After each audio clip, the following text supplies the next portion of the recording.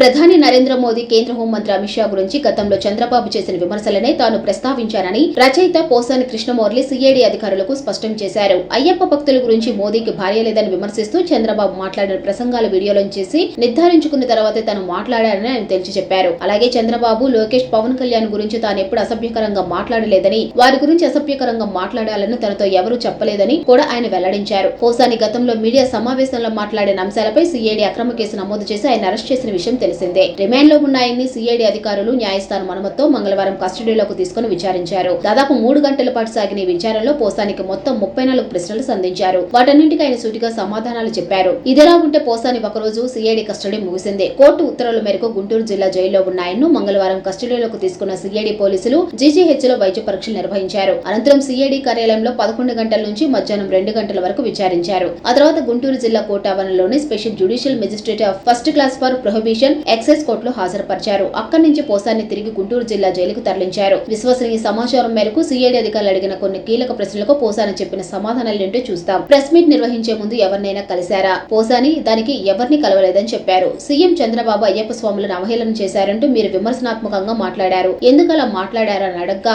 అయ్యప్ప భక్తులు దీక్ష వహిస్తే మద్యం అమ్మకాలు తగ్గిపోతున్నాయని చంద్రబాబు ఓసారి అన్నారు. అందుకు సంబంధించిన వీడియో చూసి అందుకే అలా మాట్లాడారని తెలిపారు. ఇక బీజేపీ అంటే హిందుత్వ పార్టీ, మతతత్వ పార్టీ అని చంద్రబాబు విమర్శించారని మీరు మాట్లాడారు. దేని ఆధారంగా మాట్లాడారని అడిగారు. చంద్రబాబు ఓసారి మసీదులో మాట్లాడితే ఇకపై బీజేపీని మతతత్వ పార్టీ అని విమర్శిస్తూ ఆ పార్టీతో ఇక పొత్తు పెట్టుకుని విమర్శించారు. కానీ ఆయన మళ్ళా బీజేపీతో పొత్తు పెట్టుకున్నారు. నేను అదే విషయాన్ని మాట్లాడానని పోసాని అన్నారు.